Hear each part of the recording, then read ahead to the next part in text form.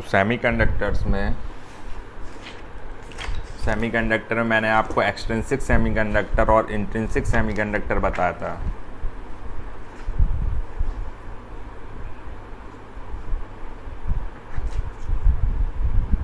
उसमें extrinsic semiconductor वो semiconductor होते हैं जिसमें बिल्कुल अशुद्धता डाल के बनाए जाते हैं, और इंट्रिंसिक सेमीकंडक्टर शुद्ध सेमीकंडक्टर होते हैं। ठीक है,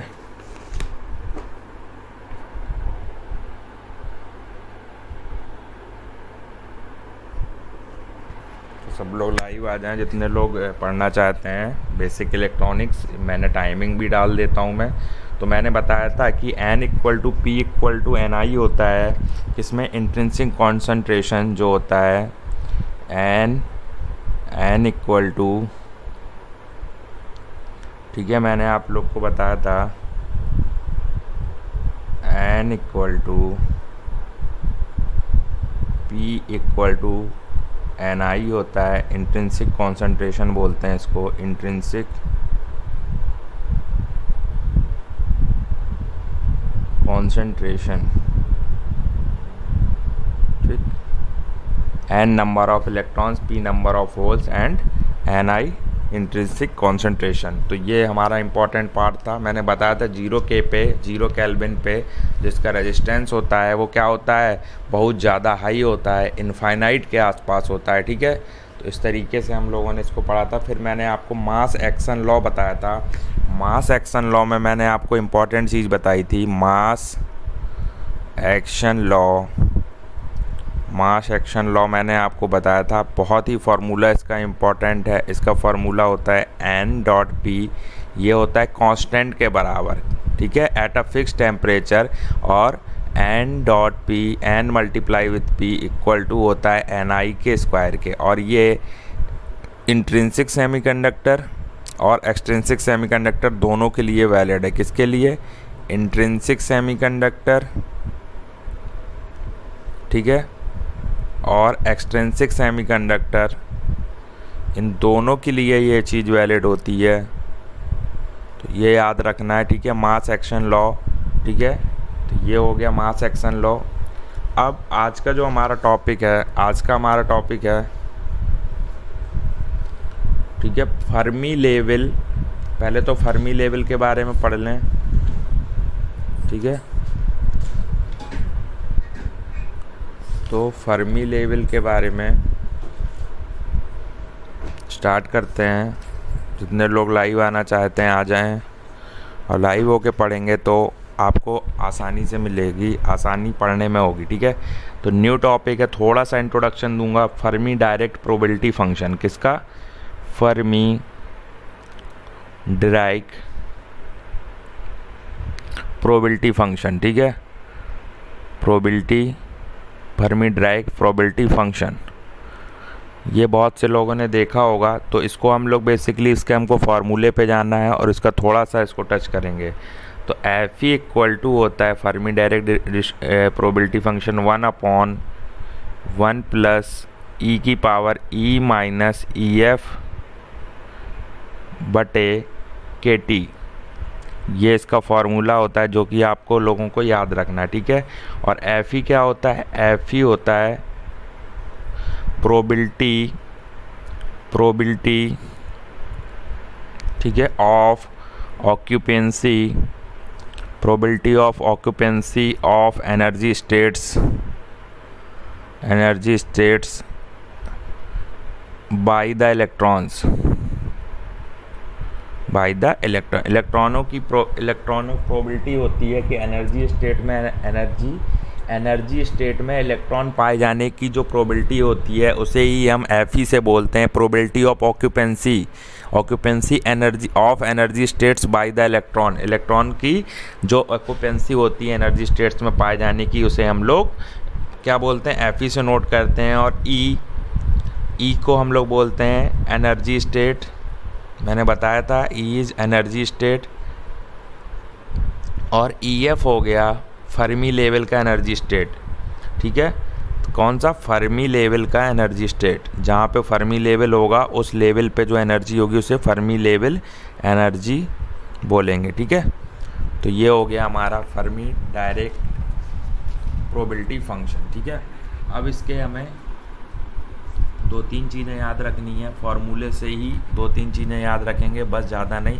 तो एफ ई का फार्मूला क्या हो गया, Fermi direct distribution function, electron पाए जाने की जो संभावना होगी 1 + e - EF बटे KT, ये फार्मूला है।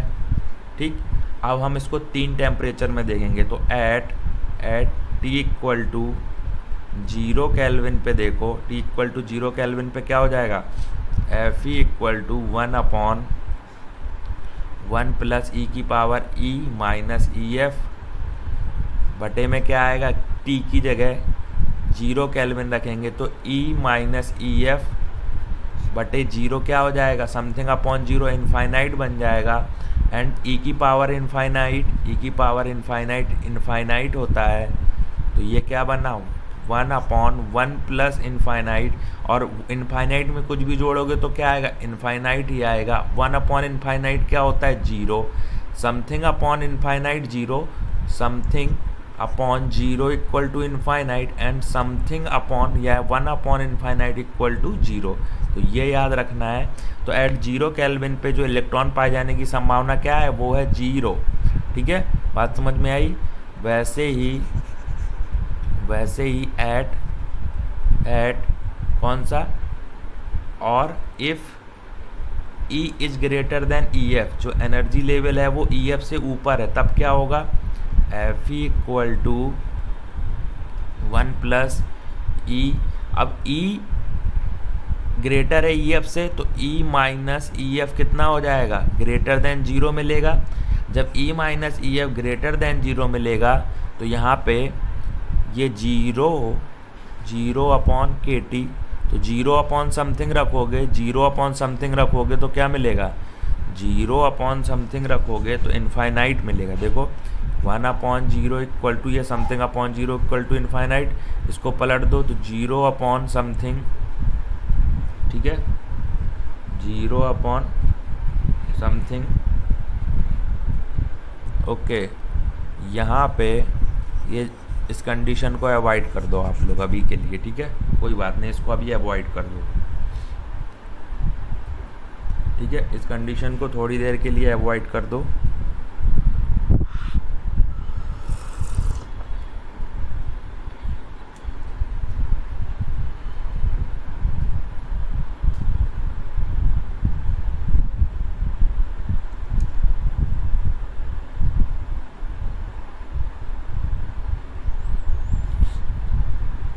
जब टेम्परेचर 0 केल्विन होगा, ठीक, टेम्परेचर 0 केल्विन होगा, फिर इसी में एक केस लेते हैं, E is less than EF,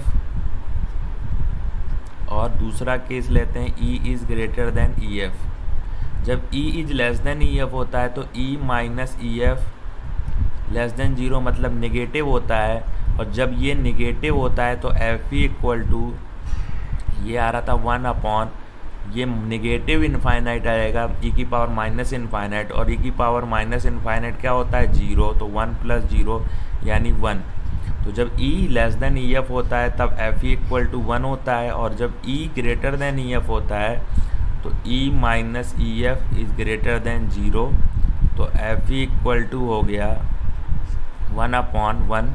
E की पावर ये पॉजिटिव आ जाएगा, ग्रेटर देन 0 मतलब पॉजिटिव, E की पावर +इनफाइनाइट, और E की पावर +इनफाइनाइट होता है, तो यहाँ पे क्या हो गया, 1 + इनफाइनाइट 1/इनफाइनाइट ऑल्सो 0। तो ये हमने फर्मी डायरेक्ट डिस्ट्रीब्यूशन फंक्शन के बारे में जाना। अब जानते हैं हम लोग एक्सट्रिंसिक सेमीकंडक्टर में फर्मी डायरेक्ट डिस्ट्रीब्यूशन फंक्शन होता कहाँ है, फर्मी लेवल होता कहाँ है। तो आपको बहुत ही एक्सट्रिंसिक सेमीकंडक्टर में फर्मी लेवल ये ज़रूर याद रखना है, फर्मी लेवल ऑफ एक्सट्रिंसिक नहीं, बार बार एक्सट्रिंसिक बोल जाता हूँ, इंट्रिंसिक सेमीकंडक्टर पढ़ रहे थे, क्या पढ़ रहे थे, इंट्रिंसिक शुद्ध अर्धचालक। इंट्रिंसिक सेमीकंडक्टर में फर्मी लेवल कहाँ पे होगा, ठीक, ये आपको पढ़ना है। Fermi level of intrinsic semiconductor, ठीक है, तो इसको आपको पढ़ना है कि ये कहाँ पे होगा। तो जैसे शुद्ध जो अर्धचालक होता है उसमें फर्मी लेवल यहाँ पे एग्जिस्ट करता है, ठीक है।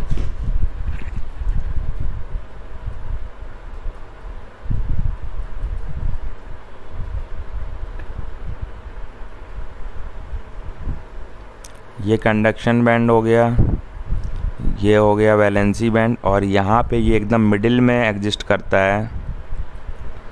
ये हो गया EC, ये हो गया EV, और ये हो गया EF, ठीक। तो EF की जो वैल्यू है, ये हो गया EC प्लस EV/2, ये होती है फर्मी लेवल। फर्मी लेवल की वैल्यू इंट्रिंसिक सेमीकंडक्टर में EC plus EV/2 minus KT/2 ln NC/NV, ठीक। ये फार्मूला आपको याद रखना है, मोस्ट इम्पॉर्टेंट फार्मूला है, ठीक है, मोस्ट इम्पॉर्टेंट फार्मूला है।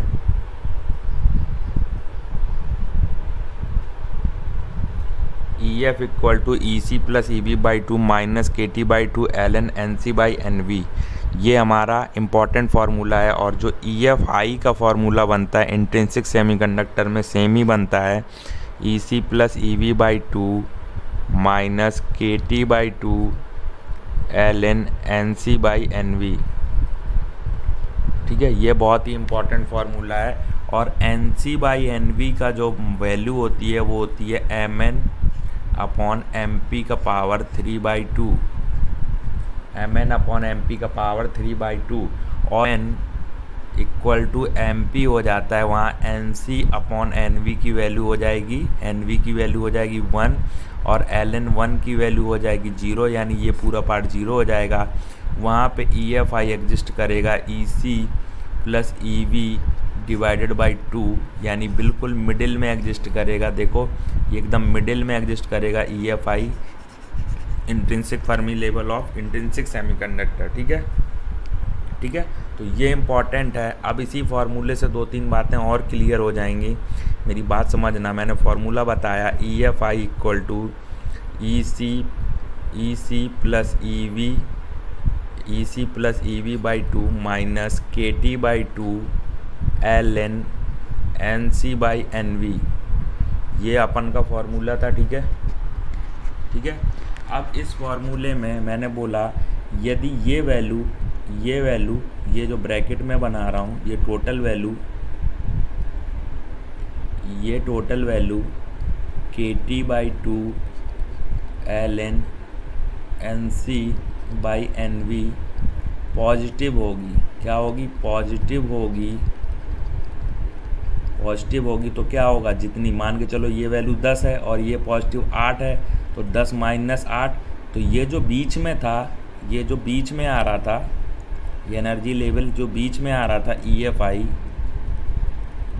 और ये था कंडक्शन बैंड और ये था वैलेंसी बैंड, ये जो बीच में आ रहा था उससे घट के कहाँ हो गया, थोड़ा नीचे हो गया। 10 माइनस 8 घटा दिए तो कहाँ पे होगा, नीचे हो गया, तो ये बिलो चला जाएगा। अगर पॉजिटिव हुई तो EFI कहाँ पे चला जाएगा, यहाँ पे आ जाएगा EF से। तो क्या होगा, अगर ये पॉजिटिव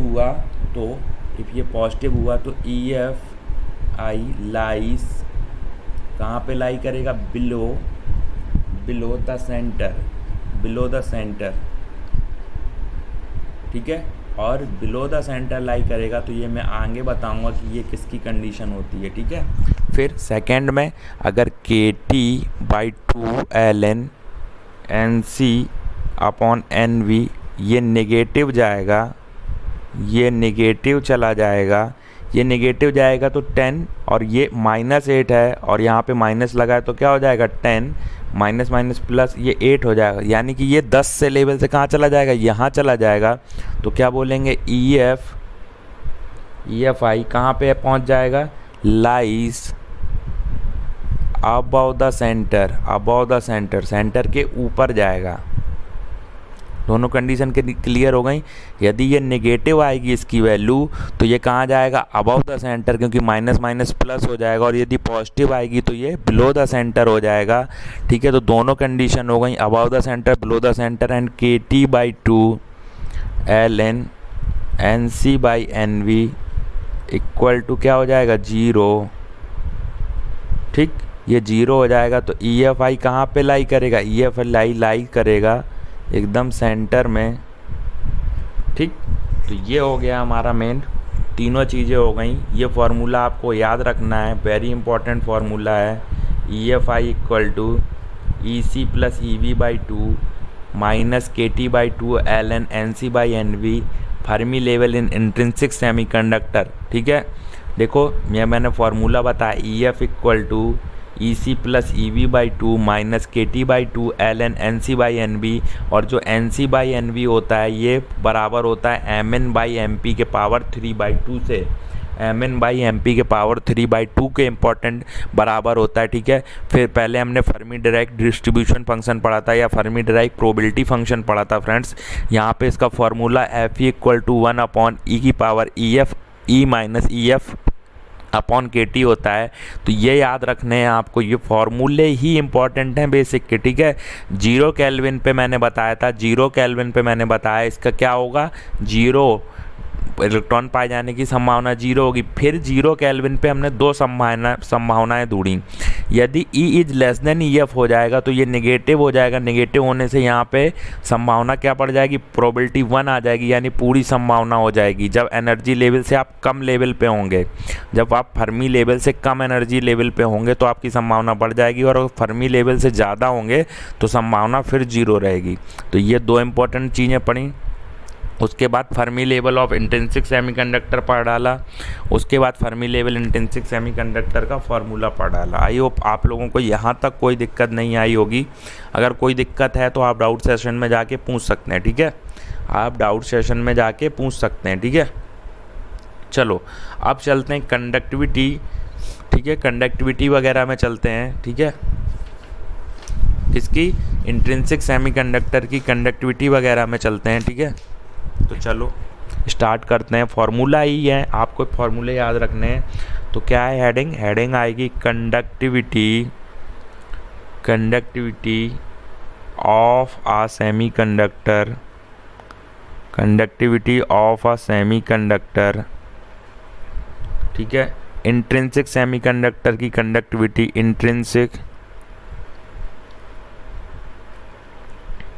इंट्रिंसिक सेमीकंडक्टर की कंडक्टिविटी यहाँ पे क्या होगी, तो सिग्मा मैंने बताया था कंडक्टिविटी होती है। अब इंट्रिंसिक है तो सिग्मा आई क्या हो जाएगी, Ni। वहाँ पे क्या था, sigma equal to general formula था N/μe। Ni मतलब इंट्रिंसिक सेमीकंडक्टर कॉन्सेंट्रेशन, म्यू मतलब mobility of hole and mobility of electron, μn और μp की मोबिलिटी जुड़ेगी इनटू Q। ठीक है, यहाँ पे μn जो मोबिलिटी है, मोबिलिटी ऑफ इलेक्ट्रॉन है। ठीक है, और यहाँ पे μp है, ये जो मोबिलिटी ऑफ होल है, मोबिलिटी ऑफ होल है। तो mobility of electron and mobility of hole है sigma equal to Ni μn plus μp।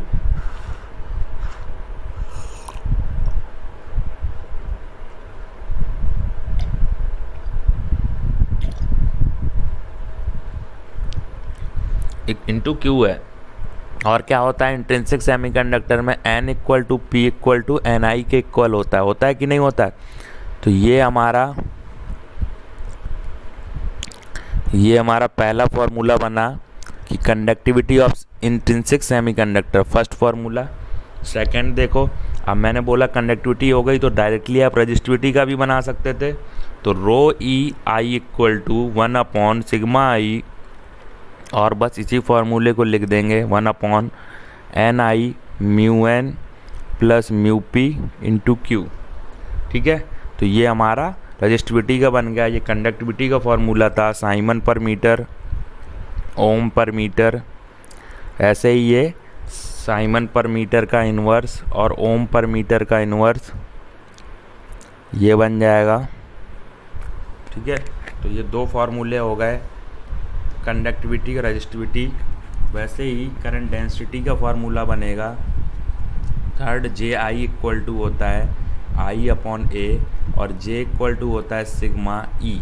तो सिग्मा आई ई हो जाएगा और सिग्मा आई की जगह रख देंगे N I mu N mu P E या क्यू डॉट कैपिटल ई। तो देखो एक फार्मूले से हमारे ये 2-3 फार्मूले बन गए एंड लास्ट फार्मूला आएगा आई करंट कितना होगा तो जे आई इंटू ए हो जाएगा, इसी से डायरेक्ट निकाल सकते थे यहाँ पे, और जे की वैल्यू रख दो तो N I into mu N plus mu E mu P dot E dot A. तो ये हमारे 4 फार्मूले बन गए, ठीक है।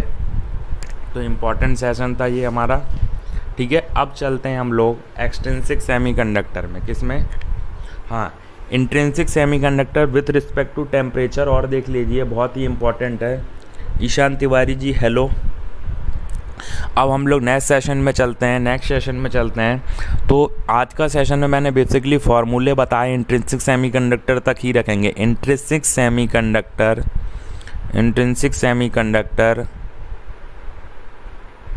ठीक है with respect to temperature, intrinsic semiconductor with respect to temperature के रिस्पेक्ट में इंट्रिंसिक सेमीकंडक्टर क्या बिहेव करता है, यहाँ पे देखेंगे intrinsic semiconductor with respect to temperature. तो जैसे ही टेम्परेचर इंक्रीज़ होगा N I intrinsic concentration increase होगा, ठीक है, और टेम्परेचर इंक्रीज़ करने से मोबिलिटी डिक्रीज़ करती है, ठीक है। 2 चीज़ें हैं, टेम्परेचर इंक्रीज़ करने से एनालॉग सर्किट पढ़ाएंगे, बेसिक तो पढ़ लो पहले, बेसिक इलेक्ट्रॉनिक्स का एनालॉग सर्किट तो स्टार्ट करना ही है। लेकिन एनालॉग में अगर ये आपको पी एन ये बिल्कुल बेसिक नहीं आएगा तो फिर एनालॉग बिल्कुल समझ में नहीं आएगा, ठीक है। इसलिए हम यहाँ पे पढ़ा रहे हैं, एनालॉग बिल्कुल स्टार्ट होगा, बेसिक इलेक्ट्रॉनिक्स के बाद स्टार्ट होगा। तो टेम्परेचर इंक्रीज़ करते हैं, टेम्परेचर इंक्रीज़ करते ही क्या हो रहा था, इंट्रिंसिक सेमीकंडक्टर एन आई की वैल्यू बढ़ेगी। एन आई मतलब number of holes and number of electrons की संख्या बढ़ेगी, number of holes and number of electrons की संख्या बढ़ेगी। ऐसे ही टेम्परेचर इंक्रीज़ करते ही जब नंबर ऑफ इलेक्ट्रॉन्स होल की संख्या बढ़ेगी तो वो एक दूसरे से टकराएंगे और उनकी वेलोसिटी लॉस होगी। इस वजह से जो उनकी मोबिलिटी है, दौड़ने की क्षमता, वो कम होगी। तो दोनों बातें हैं, ठीक है। अब जब हमारा इंट्रिंसिक कॉन्सेंट्रेशन इंक्रीज़ करेगा और क्या होगा, मोबिलिटी डिक्रीज़ करेगी, ठीक है। एन आई बढ़ेगा, number of electrons and holes बढ़ेंगे, मोबिलिटी घटेगी। तो हमारा जो सिग्मा आई का फार्मूला होता है वो होता है N I mu N plus mu P dot E. तो ये क्या होगा, जब एन आई बढ़ेगा लेकिन उस हिसाब से म्यू एन वी पी घटता नहीं है जिस हिसाब से एन आई बढ़ता है, एन आई मोर बढ़ता है, ठीक है। जब एन आई बढ़ता है तो हमारा कंडक्टिविटी क्या होती है, बढ़ती है। तो सिग्मा आई बढ़ेगी, सिग्मा आई जब बढ़ेगी तो जब हमारी कंडक्टिविटी बढ़ेगी तो रजिस्टिविटी ऑटोमेटिकली घटेगी, क्योंकि कंडक्टिविटी रजिस्टिविटी का अपोजिट होती है। और क्या होगा, और तो हमारा क्या हुआ, टेम्परेचर बढ़ने पे क्या होता है, सिग्मा आई इंक्रीज़ करता है, कंडक्टिविटी इंक्रीज करती है, रजिस्टिविटी डिक्रीज करती है, ठीक है।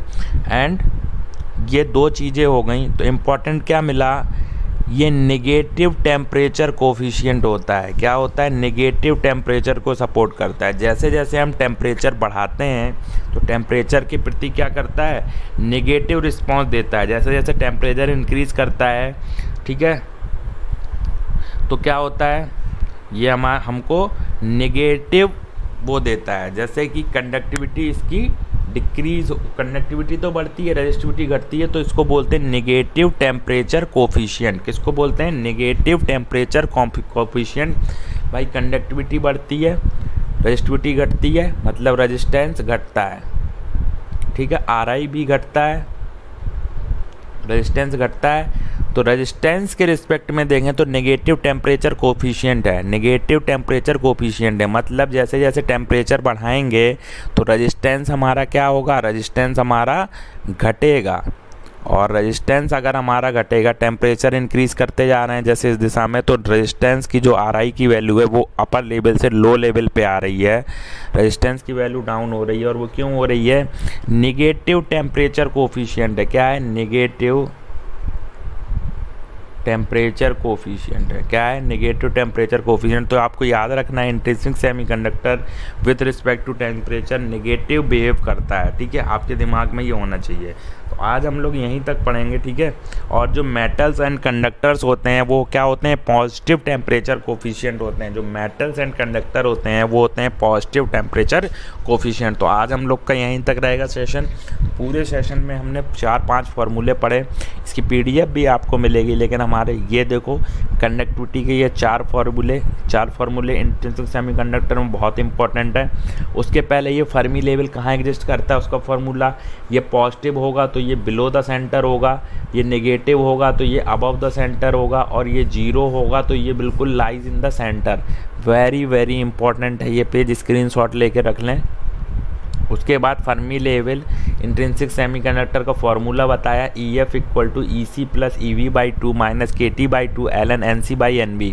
और जो NC/NV होता है वो होता है हमारा Mn/MP⁴ ठीक है, तो ये इंपॉर्टेंट था। फिर फर्मी डिराइव्ड प्रोबेबिलिटी फंक्शन का ये फार्मूला आपको याद रखना है। और मास एक्शन लॉ बताया था, N equal to P equal to NI, N equal to P equal to constant NP NI के स्क्वायर के इक्वल होता है। ये दोनों के लिए वैलिड होता है, इंट्रिंसिक सेमीकंडक्टर, एक्सट्रिंसिक सेमीकंडक्टर। तो आज का सेशन यहीं पे एंड करेंगे, मिलते हैं 3 बजे। ठीक है, डिजिटल इलेक्ट्रॉनिक्स के लिए लाइव हो जाइएगा आप लोग। डिजिटल इलेक्ट्रॉनिक्स में टॉपिक रहेगा, हाफ एडर हो चुका था, फुल एडर आज टॉपिक रहेगा। तो thanks for watching friends, thanks for watching.